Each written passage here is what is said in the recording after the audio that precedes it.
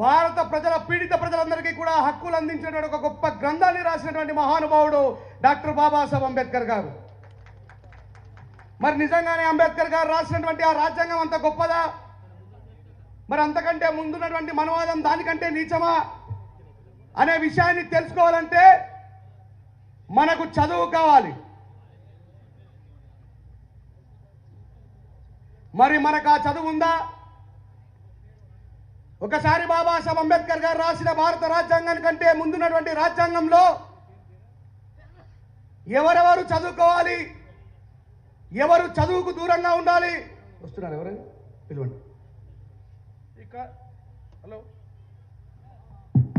ఈ కార్యక్రమం వచ్చేస్తున్నటువంటి TRS party Vikarabad జిల్లా అధ్యక్షులు మాజీ ఎమ్మెల్యే మెత్కు ఆనందన్న గారికి మా వేదిక ద్వారా స్వాగతం సుధా తెలియజేస్తున్నాం. అదేవిధంగా మా వాలంటీర్స్ దగ్గర ఉండి సార్ గారిని వేదిక దగ్గర తీసుకురావాల్సి కడతారా తెలియడంతో గట్టి చప్పట్లు కొట్టాల్సిందే అందరు తెలియజేస్తున్నాం. మా వాలంటీర్ సహకరించి మధ్యలో ఎవరు పోతున్నా ప్లీజ్, మధ్యలో ఎవరు పోతూ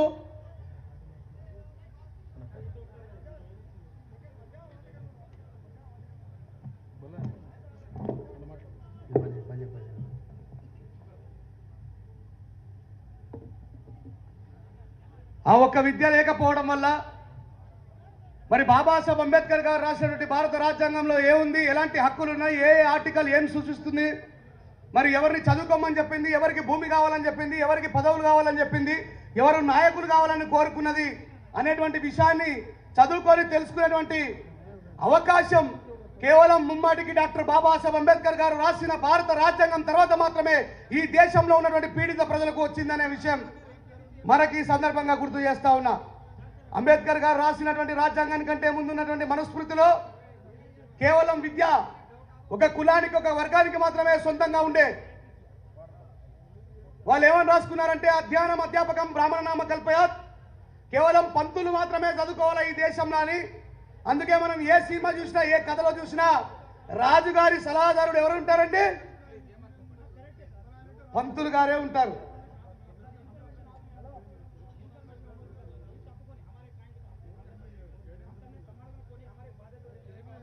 తమ్ముడు తమ్ముడు సునీల్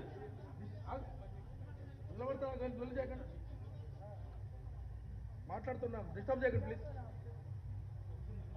అలాంటి చదువుని బాబాసాహెబ్ అంబేద్కర్ గారు ఉచిత నిర్బంధ విద్య అని భారత రాజ్యాంగంలో రాశారు. మరి ఉచిత నిర్బంధ విద్య ఎవరికి? ఎవరైతే బ్రాహ్మణులు కాకుండా మిగతా వాళ్ళు ఎవరైతే ఉన్నారో, రెడ్డిలు కావచ్చు, రావులు కావచ్చు, కమ్మలు కావచ్చు, కాపులు కావచ్చు, బలిజలు కావచ్చు, మున్నూరు కాపులు కావచ్చు, బీసీలు కావచ్చు, ఎస్సీలు కావచ్చు, ఎస్టీలు కావచ్చు, వీళ్ళందరికీ కూడా బాబాసాహెబ్ అంబేద్కర్ రాసిన రాజ్యాంగంలో ఏమని చెప్పిండు? ఉచిత నిర్బంధ విద్య అన్నాడు. ఉచిత నిర్బంధం అంటే ఏంటి? స్కూళ్ళల్లోకి చిన్నప్పుడు మనం స్కూల్కి పోమని చెప్పి ఏడిస్తే స్కూల్లో నుంచి క్లాస్ టీచర్లు, క్లాస్ లీడర్లు వచ్చి ఒకళ్ళు లాగును ఇంకొకళ్ళు అంగిని దొరకబట్టి తీసుకుపోయి స్కూల్లో పెట్టి నిర్బంధించి మరీ విద్యను నేర్పమన్నాడు బాబాసాహెబ్ అంబేద్కర్ గారు. అలా అంబేద్కర్ రాసిన రాజ్యాంగానికంటే ముందున్నటువంటి రాజ్యాంగంలో మెజారిటీ ప్రజలకు హక్కులు లేకుండా చేయడం ద్వారా అంబేద్కర్ గారి మీద కోపంతో, అంబేద్కర్ గారి మీద ఉన్నటువంటి కసితో కేవలం అంబేద్కర్ గారిని ఏ కులంలోనైతే ఆయన పుట్టిండో ఆ కులానికి మాత్రమే నాయకుడిని చేసిండు. మీ అందరికీ తెలుసు, నేను మిగతా వాళ్ళకి ఎప్పుడు వినూత్నంగా మాట్లాడుతూ ఉంటా. చాలా సందర్భాల్లో చెప్పిన ఈ దేశంలో బాబాసాహెబ్ అంబేద్కర్ గారి వల్ల అందరికంటే ముందు ఎవరన్నా లాభపడ్డారంటే ఎవరైతే కేవలం విద్య నేర్చుకోవాలో వాళ్ళ దగ్గర మాత్రమే విద్య ఉండాలని అనుకున్నారో, అంబేద్కర్ గారి రాజ్యాంగ ఫలితాల ద్వారా కేవలం ఆ బ్రాహ్మణులు మాత్రమే అంబేద్కర్ గారి రాజ్యాంగాన్ని అందరికంటే ఎక్కువగా అనుభవించారు. ఇది కేవలం ఎందుకు చెప్తున్నా, ఆ కులం మీద కోపంతోనో అక్కస్తోనో కాదు. ఒకవేళ మనకు సెప్రాస్ ఉద్యోగం కావాలన్నా, టీచర్ ఉద్యోగం కావాలన్నా, ఇంకా మిగతా ఏ ఉద్యోగం కావాలన్నా మనకు చదువు కావాలి. కానీ మన దగ్గర చదువు ఉందా? అంబేద్కర్ గారు రాసిన రాజ్యాంగానికంటే ముందున్న రాజ్యాంగంలో కేవలం ఆ కులం మాత్రమే చదువుకోవాలి. కాబట్టి మరి ఆ రాజ్యాంగం తర్వాత అన్ని రకాల ఫలాలు పొందిన వాళ్ళు వాళ్ళే.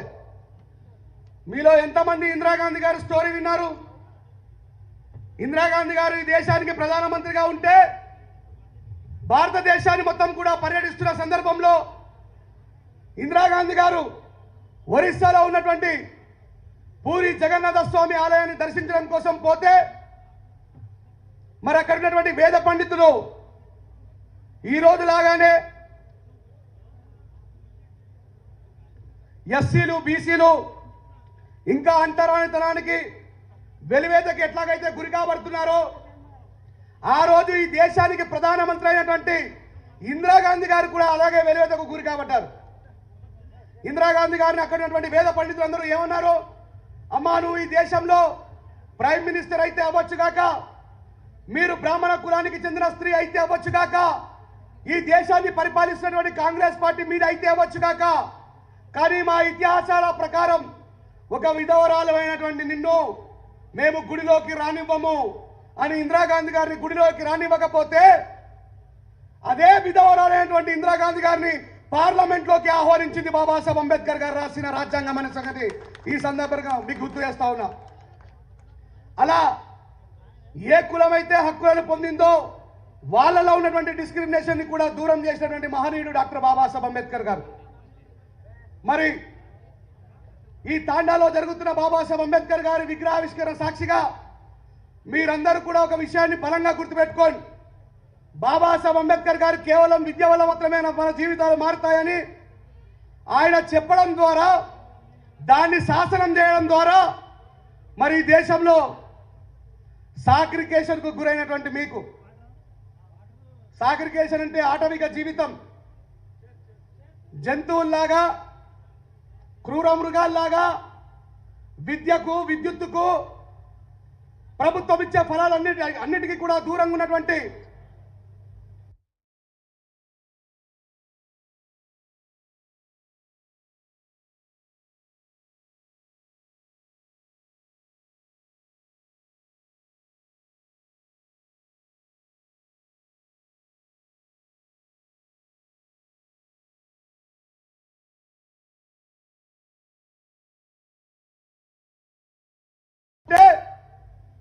ఈ రోజు తాండాలోకి బాబాసాహెబ్ అంబేద్కర్ గారు ప్రవేశించారు.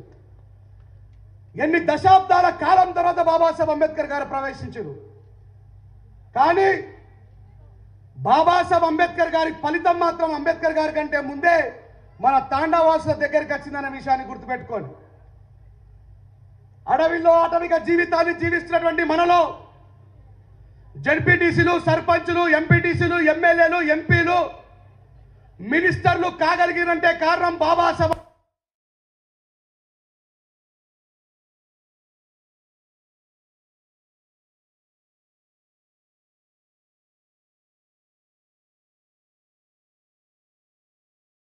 అడవిలో నుంచి అసెంబ్లీ వరకు మీకోసం రెడ్ కార్పెట్ వేసినటువంటి మహానుభావుడు డాక్టర్ బాబాసాహెబ్ అంబేద్కర్ గారు అని మీ పిల్లలకు చెప్పండి. మనలో చదువుకునేటువంటి పిల్లగాళ్ళు మెల్లిమెల్లిగా తాండాలు దాటి యూనివర్సిటీ వరకు పోయిన తర్వాత యూనివర్సిటీలో బాబాసాహెబ్ అంబేద్కర్ గారి గురించి తెలుసుకొని మరి ఈ రోజు బాబాసాహెబ్ అంబేద్కర్ గారు మన తాండా వరకు రాగలిగారు. మరి ఇప్పుడు ఈ తాండా నుంచి మనం అందరం ఎక్కడికి వెళ్ళాలి చెప్పండి? ఎక్కడికి వెళ్ళాలి?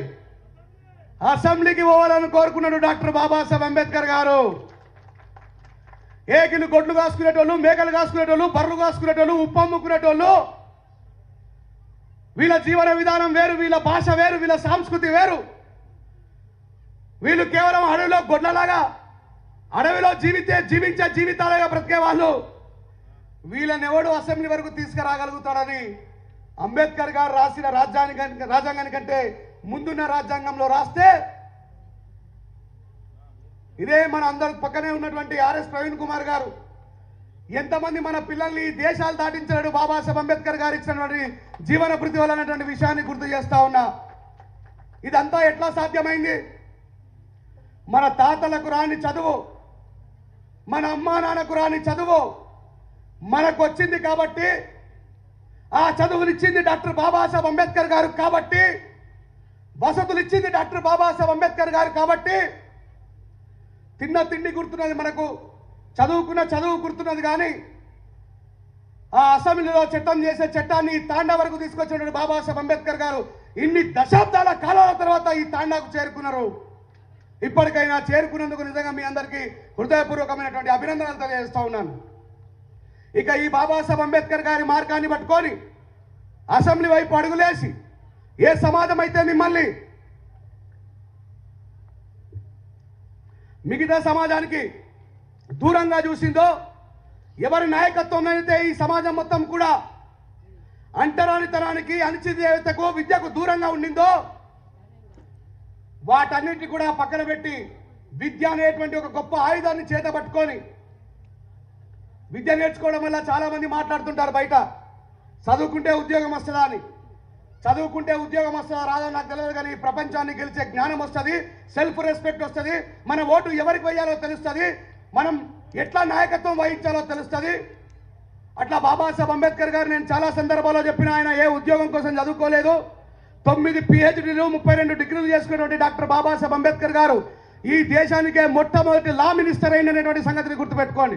ఒకవేళ బాబాసాహెబ్ అంబేద్కర్ గారు అట్లా ఆ పట్టాన్ని పట్టుకొని చదువుకొని ఉంటే, ఎక్కడో బాబాసాహెబ్ అంబేద్కర్ గారు అమెరికా, లండన్ లాంటి దేశాల్లో సెటిల్ అయి ఉంటే ఈరోజు మనకు ఈ తెల్లటి టెంట్ కింద ఇంత అద్భుతమైనటువంటి తెల్లటి బట్టలు వేసుకొని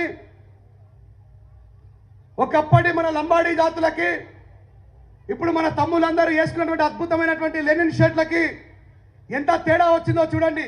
ఈ తమ్ములను తీసుకుపోయి రోడ్డు మీద నిలబెడితే ఒకప్పుడు మన తాతల మురికి బట్టలు చూసి, మన నానమ్మల మురికి బట్టలు చూసి మనం ఎవరమో గుర్తించేటువంటి ఈ సమాజం ఈరోజు వీళ్ళని లంబడి పిల్లలు అని చెప్పి గుర్తుపడేటట్టున్నారా? ఒక్కొక్కరు హిందీ సినిమాల హీరోలు లెక్క ఉన్నారు. ఆ మార్పుకి కారణం బాబాసాహెబ్ అంబేద్కర్ అనే విషయాన్ని గుర్తుపెట్టుకోవాలి. సో అట్లా విద్యాన్ని తీసుకొని ఇంకా మనం ముందుకు పోయి, భారత రాజ్యాంగం నేడు చాలా బలమైనటువంటి ప్రమాదంలో ఉన్నది. ఆ రాజ్యాంగాన్ని మార్చాలని ప్రయత్నిస్తున్నటువంటి ఎన్నో శక్తులు, మరి అందరికంటే ముఖ్యంగా బాబాసాహెబ్ అంబేద్కర్ గారి భారత రాజ్యాంగాన్ని మారిస్తే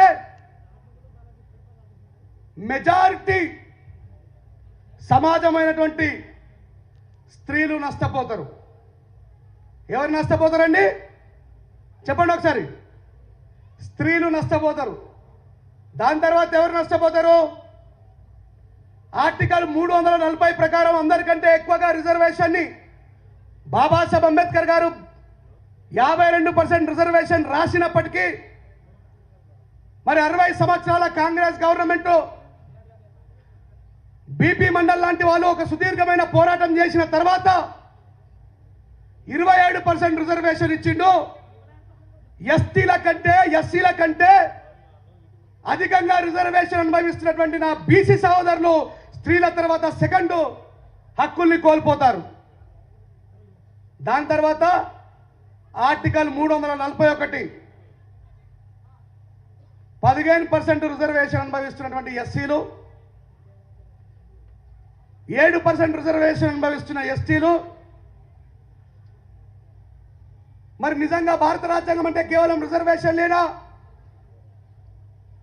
ఈరోజు ఈ మైక్ పట్టుకొని మాట్లాడుతున్నానంటే ఆర్టికల్ 19 ఒకప్పుడు దేశంలో కేవలం కొందరు మాత్రమే మాట్లాడితే మిగతా వాళ్ళందరూ వినాలా.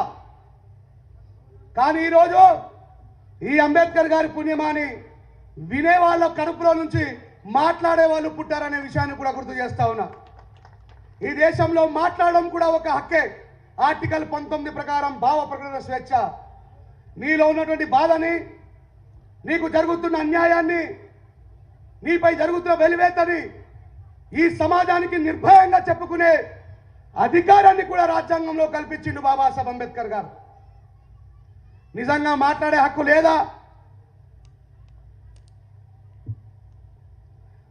చాలా ఆశ్చర్యంగా అనిపిస్తూ ఉంటుంది కొద్దిమందికి. ఊకోవా, అంబేద్కర్ గారు మాట్లాడే హక్కు ఇచ్చినట్టున్నావు. మాట్లాడే హక్కు అందరికీ ఉన్నది. నిన్నగాక మొన్న ఇదే ఉమ్మడి మహబూబ్ నగర్ జిల్లాలో ఒక చెంచుల స్త్రీని బలవంతంగా అత్యాచారానికి గురి చేసి ఆమె మీద హత్యా ప్రయత్నం చేస్తే ఆ చేంచులలో నుంచి ఎవరు మాట్లాడే పరిస్థితి లేక, ఎక్కడ మాట్లాడాలో తెలియక, ఎక్కడికి వెళ్ళి ప్రశ్నిస్తే వాళ్ళకు న్యాయం జరుగుతుందో తెలియక, ఇప్పటికీ కూడా భావ ప్రకటన స్వేచ్ఛ అంటే ఎట్లా ఉంటుందో తెలియని సమాజం మనతో పాటే జీవించున్నది.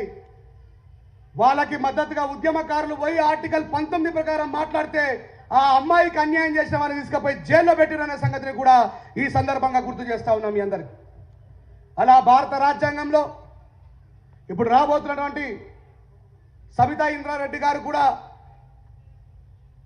గత రాష్ట్ర ప్రభుత్వంలో విద్యాశాఖ మంత్రి అయ్యింది ఒక విధవరాలుగా అంటే కారణం డాక్టర్ బాబాసాహెబ్ అంబేద్కర్ గారు అనేటువంటి విషయాన్ని కూడా గుర్తు చేస్తా ఉన్నా. ఇప్పటికీ కూడా చాలా ఇంటర్వ్యూలలో చెప్పింది, ఎన్నో గుళ్ళ దగ్గరికి రాని ఎవరు అవమానాలు పడతా ఉన్నామని. ఇది కేవలం పెద్ద కులంలో పుట్టిన స్త్రీలే కాదు, స్త్రీలందరికీ కూడా ఈ రకమైనటువంటి అవమానాలు ఉంటాయి. కాబట్టి బాబాసాహెబ్ అంబేద్కర్ గారు స్త్రీలకు పురుషులతో సమానమైనటువంటి హక్కులు కావాలని చెప్పేసి బాబాసాహెబ్ అంబేద్కర్ గారు హిందూ కోడ్ బిల్లును పెట్టడం జరిగింది. హిందూ కోడ్ బిల్లు పెడితే మరి జవహర్లాల్ నెహ్రూ కావచ్చు, సర్దార్ వల్లభాయ్ పటేల్ గారు కావచ్చు, ఏమన్నారు బాబాసాహెబ్ అంబేద్కర్ గారిని? అంబేద్కర్ నీకేమైనా పిచ్చా? బీసీలకు రాజకీయ రిజర్వేషన్లు కావాలంటున్నావు, స్త్రీలను పురుషులతో సమానంగా కూర్చోవాలంటున్నావు, స్త్రీలను పురుషులతో ప్రతి రంగంలో కూడా ఏకం చేయాలంటున్నావు. స్త్రీలంటే మా సాంప్రదాయాల ప్రకారం అత్తమామని పూజించాలా, పాదసేవ చేసుకోవాలా, భర్తని పూజించాలా, పాదసేవ చేసుకోవాలా, సాయంత్రం అయ్యేసరికి మంచిగా అలంకరించుకొని భర్త కోసం వెయిట్ చేయాలా, పిల్లల్ని కనాలా, వాళ్ళని ప్రవృత్తుల్ని చేయాలా. నువ్వేమో ఆఫీసర్లు కావాలంటున్నావు, ఎమ్మెల్యేలు కావాలంటున్నావు, సర్పంచ్లు కావాలంటున్నావు, జడ్పీటీసీలు కావాలంటున్నావు, పైలట్లు కావాలంటున్నావు. స్త్రీలని సమానంగా పురుషులతో ఎట్లా చూస్తామని చెప్పేసి మాట్లాడితే బాబాసాహెబ్ అంబేద్కర్ గారు ఏమన్నారో తెలుసా? ఈ విషయాన్ని నేను మీకు నొక్కి ఎందుకు చెప్తా ఉన్నంటే, బీసీల రాజకీయ రిజర్వేషన్ కోసం మాట్లాడుతున్నాడు బాబాసాహెబ్ అంబేద్కర్ గారు. ఎంతమంది బీసీలు ఉన్నారో చేయలేకపోండి ఒకసారి ప్లీజ్. చాలా మంది బీసీలు ఉన్నారు. Thank you very much. గట్టిగా చప్పట్లు కొట్టాలి. అయా మీ బీసీల కోసం, మన బీసీల కోసం రాజకీయ రిజర్వేషన్లు కావాలని బాబాసాహెబ్ అంబేద్కర్ గారు మాట్లాడుతుంటే ఒక పెద్ద ఆయన, ఈరోజు ఆయన ఫోటోలు మీ అందరి ఇళ్ళలు ఉంటాయి, ఆయన ఏమన్నాడో తెలుసా? अंबेडकर तुम दीवाना हो गए क्या? अंबेडकर तुम दीवाना हो गए क्या? तेली तमोली कुंबड़ों को जाकर संसद में क्या करना है? संसद कोई भूमि है, वहां पर जाके हल चलाने के लिए अंटाడు.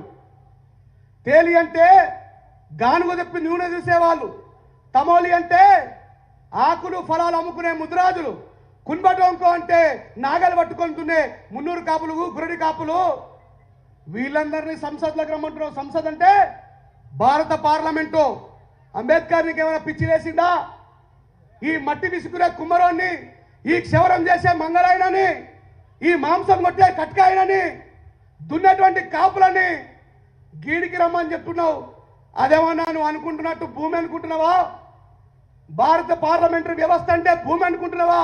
ఆడ నాగన్ను పట్టుకొని దున్నగలిగే అని బాబాసాహెబ్ అంబేద్కర్ గారిని వారిస్తే, బీసీలకు హక్కులు ఇవ్వకపోతే, స్త్రీలకు సమానమైన హక్కులు ఇవ్వకపోతే బాబాసాహెబ్ అంబేద్కర్ గారు ఏం చేసిండో తెలుసా? నన్ను ఈ దేశానికి న్యాయశాఖ మంత్రిని చేసి పార్లమెంట్లో కూర్చునబెట్టిండ్రు. నన్ను ఈ దేశానికి న్యాయశాఖ మంత్రిని చేసి పార్లమెంట్లో కూర్చునబెట్టిండ్రు. సమానత్వంలో సమానమైనటువంటి స్త్రీలకు అంటే పురుషులతో సమానమైనటువంటి జనాభా నిష్పత్తిలో స్త్రీలకి, ద లార్జెస్ట్ కమ్యూనిటీ బీసీలకి నేను న్యాయం చేయనప్పుడు నాకు ఈ న్యాయశాఖ మంత్రి పదవి ఎందుకు అని రాజీనామా చేసి నెహ్రూ గారి ముఖం మీద కొట్టిండు బాబాసాహెబ్ అంబేద్కర్ గారు. మరి ఈ విషయం బయట ఏ బీసీ నాయకుడైనా మాట్లాడతాడా? చెప్పండి. చేతులు లేవట్టిన వాళ్ళందరూ బీసీలేనా కాదా? ఎక్కడైనా ఈ దేశంలో అంబేద్కర్ గారు ఈ దేశానికి మొట్టమొదటి న్యాయశాఖ మంత్రి పదవిని స్త్రీల కోసము, బీసీల కోసము రాజీనామా చేసి నెహ్రూ గారి ముఖం మీద కొట్టిండు అని ఏ బీసీ నాయకుడైనా, ఏ మహిళా నాయకురాలైనా మాట్లాడగా మీరు విన్నారా? అంబేద్కర్ అంటే మాలామాదిగల నాయకుడు. అంబేద్కర్ రాసిన భారత రాజ్యాంగం మాలామాదిగల పుస్తకం. ఒకసారి మీ చేతిలో ఉన్నటువంటి గూగుల్ని ప్రశ్నించండి. Who is the first law minister of India అని డాక్టర్ బిఆర్ అంబేద్కర్ గారు అని చెప్తుంది. ఇలా బాబాసాహెబ్ అంబేద్కర్ గారికి సంబంధించిన చాలా సుదీర్ఘ విషయాలు మెజార్టీ ప్రజల కోసం త్యాగం చేసినటువంటి బీసీలకే తెలియదు. ఇప్పటికీ చాలా మంది బీసీలకు 27% రిజర్వేషన్. నిజమే మాలామాదిగల నాయకుడని మీరు అంటున్నారు బాబాసాహెబ్ అంబేద్కర్ గారిని. నిజమే మాలామాదిగల ఇంటనే బాబాసాహెబ్ అంబేద్కర్ గారు పుట్టిండు, కాదనట్లేదు. కానీ ఈ దేశంలో అందరికంటే ఎక్కువ రిజర్వేషన్ ఈ మాలామాదిగల నాయకుడు అని చెప్పి మీరు అంటున్నటువంటి వ్యక్తి ఎవరికి ఇచ్చిండు? 27% ఎక్కువనా, 15% ఎక్కువనా, 7% ఎక్కువనా? చెప్పండి అందరు. అందుకే అడిగిన ఫస్ట్ ఎంతమందికి తెలుగు వస్తుందని. 27% ఎక్కువనా, 15% ఎక్కువనా, 7% ఎక్కువనా? 27% తిన్నటువంటి బీసీలు. ఓ నా బీసీ సహోదరులారా, మీ ఇళ్లల్లో అందరికంటే ముందు ఉండాల్సిన ఫోటో బాబాసాహెబ్ అంబేద్కర్ది. మీ హక్కులను కాలరాసిన దుర్మార్గుల ఫోటో మీ ఇళ్లలో పెట్టుకున్నారు, గుర్తుపెట్టుకోండి అని చెప్తా ఉన్నా. ఇక మన ఆడవాళ్ళకైతే ఏం తెలియదు. మన ఆడవాళ్ళకంటే డిస్క్రిమినేషన్ అందరికంటే ముందు ఎదుర్కొన్నటువంటి వ్యక్తి ఎవరు? ఇందాకే చెప్పిన గుడిలోకి రాకుండా అందరికంటే ముందు వివక్షత ఎదుర్కొన్నటువంటి వ్యక్తి ఎవరు ఈ దేశంలో? ఇందిరాగాంధీ గారు మాలోళ్ళమేనా? చెప్పండి, మాదిగోళ్ళమేనా? ఎస్టీలామేనా? కుమ్మరామేనా? కమ్మరామేనా? బలిజామేనా? రెడ్డామేనా? వెలుమామేనా? ఈ దేశంలో ఒక అందరికంటే పెద్ద కులం అంటున్నటువంటి ఇందిరాగాంధీ గారిని రానివ్వలేనటువంటి పరిపాలన ఆనాటి నుంచి ఈనాటికి కొనసాగుతూనే ఉన్నది, గుర్తుపెట్టుకోండి. అట్లా బాబాసాహెబ్ అంబేద్కర్ గారిని ఏ గవర్నమెంట్ ప్రమోట్ చేయలేదు. ఏ గవర్నమెంట్ కూడా బాబాసాహెబ్ అంబేద్కర్ గారి యొక్క ఆలోచన విధానాన్ని పుస్తకాల్లో చేర్చలేదు. స్వచ్ఛ భారత్ దగ్గర ఉన్నటువంటి కళ్ళద్దాలు మనందరికీ పరిచయమైనా కాలేవా? బాత్రూమ్ దగ్గరకు పోగానే గాంధీ గారు కళ్ళద్దాలు పెడతారా పెట్టరా?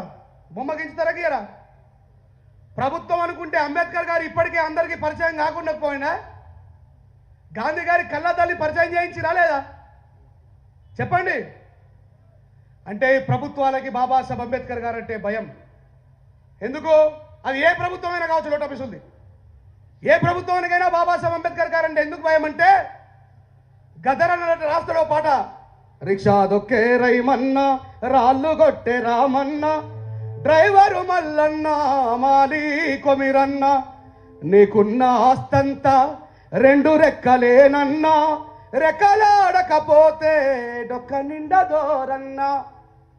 వీళ్ళు కేవలం ఓట్లేసే బానిసలుగా, వీళ్ళను సీట్లెక్కించే బానిసలుగా ఈ మెజార్టీ ప్రజలైనటువంటి బీసీలు, ఎస్సీలు, ఎస్టీలు, మైనారిటీలు వాళ్ళ కింద ఉండాలి. కాబట్టి ఈ అంబేద్కర్ గారు రాసినటువంటి రాజ్యాంగంని, దాంట్లో ఉన్న హక్కులని, అంబేద్కర్ గారి యొక్క పోరాటాన్ని తెలుసుకుంటే ఈ ప్రజలు సీట్లలోకి వస్తారని ఏ ప్రభుత్వం కూడా బాబాసాహెబ్ అంబేద్కర్ గారిని పరిచయం చేయలేదు. కానీ ఈ సందర్భంగా ఒక 2 విషయాల్ని గుర్తు చేస్తా. నేను ఏ పార్టీకి వ్యతిరేకం కాదు, ఏ పార్టీకి అనుకూలం కాదు.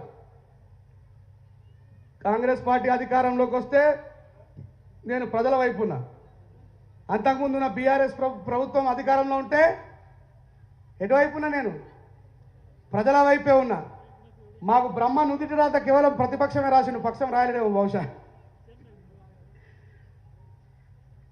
అలాంటి బాబాసాహెబ్ అంబేద్కర్ గారి యొక్క చరిత్రని మన తెలంగాణలో నిలిపినటువంటి గౌరవ మాజీ ముఖ్యమంత్రి కేసీఆర్ గారికి నిజంగా హృదయపూర్వకమైనటువంటి అభినందనలు తెలియజేస్తా ఉన్నా. ఈ సందర్భంగా 50 సార్లు అంబేద్కర్ గారు పేరు తీసుకుంటే సపోర్ట్ కొట్టలేరు, కానీ ఒక్కసారి కేసీఆర్ గారి పేరు తీసుకోగానే సపోర్ట్ కొట్టారు. అమ్మో, నిజంగా ఈ విషయాన్ని గర్వంగా ప్రకటించుకోవాల్సిందే. ఈ విశ్వంలో 192 దేశాలుంటే, ఈ భారతదేశంలో 29 రాష్ట్రాలుంటే, ఈ బాబాసాహెబ్ అంబేద్కర్ గారికి నిజమైన అరుదైన గౌరవం ఇచ్చింది మాత్రం బీఆర్ఎస్ గవర్నమెంట్ అని చెప్పి నిరభ్యంతరంగా తెలియజేస్తా ఉన్నాం.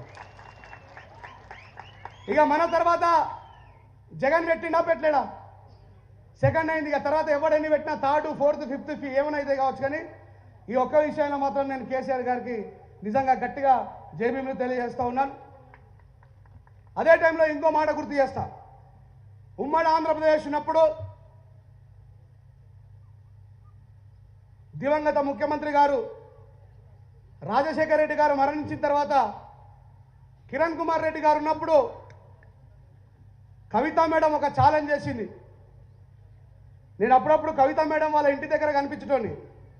ఇక మనోళ్ళందరూ బయట ప్రచారం చేసి హే కవితా మేడం మనిషి, కవితా మేడం మనిషి. కవితా మేడం మా పార్లమెంట్ మెంబర్ అయ్యా.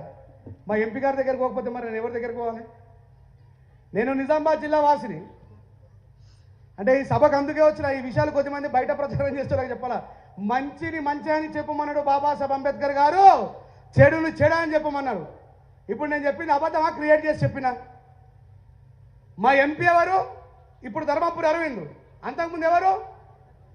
మరి నేను కవిత మేడం దగ్గరకు పోతే ఇంకెవరి దగ్గరకు పోరా? మరి ఈ మాత్రం కూడా కామన్ సెన్స్ లేకుండా మనలందరూ అక్కడక్కడ మాట్లాడుతూ ఉంటారు. కిరణ్ కుమార్ రెడ్డి గారు సీఎంగా ఉన్నప్పుడు కావచ్చు, బహుశా కవిత మేడం ఒక ఛాలెంజ్ చేసింది, ఎట్టి పరిస్థితుల్లో అసెంబ్లీలో బాబాసాహెబ్ అంబేద్కర్ గారి విగ్రహాన్ని పెట్టాలని. ఇంకా అప్పటికి వాళ్ళు ప్రభుత్వంలోకి రాలేదు. అంటే ఇచ్చిన మాటను తప్పకుండా పోరాడి అసెంబ్లీలో బాబాసాహెబ్ అంబేద్కర్ గారి విగ్రహాన్ని పెట్టినటువంటి ఘనత కూడా కవిత మేడంకు దక్కుతుంది. ఈ సందర్భంగా ఆమె కూడా కృతజ్ఞత. ఇలా బాబాసాహెబ్ అంబేద్కర్ గారిని గౌరవించుకుంటూ ముందుకు పోవాలని ఈ సందర్భంగా ప్రస్తుత ముఖ్యమంత్రి రేవంత్ రెడ్డి గారికి కూడా నేను, ఎందుకంటే పెద్ద పెద్ద ఛానళ్ళ నుంచి పోతుంది కాబట్టి చెప్తున్నా, మీకు కోపం ఉంటే కేసీఆర్ గారు, కేటీఆర్ గారు సైద్ధాంతికమైనటువంటి చర్చలు మీరు చేసుకోండి. కానీ మీ ఇద్దరిలో నిలబడిన బాబాసాహెబ్ అంబేద్కర్ గారి విగ్రహాన్ని పడగొట్టిరు. దయచేసి గౌరవ ముఖ్యమంత్రి గారు ఇమ్మీడియట్గా మీరు దానికి రక్షణ కల్పించాలి, ముందున్నటువంటి శోభాయమైనటువంటి వ్యవస్థను తెలియజేయాలని చెప్తా ఉన్నా. Last time April 14కు